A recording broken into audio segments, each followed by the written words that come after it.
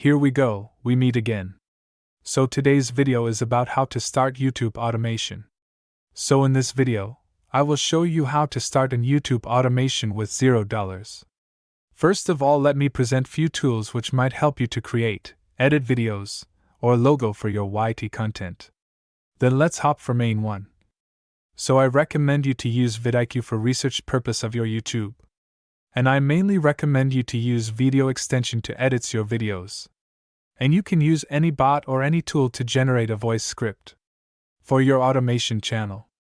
So for logo use Canva, edits use Video, and at last for research use vidIQ extension. And at last try to spice up your content by using Quillbot or any tool related to chat to write the scripts for your content.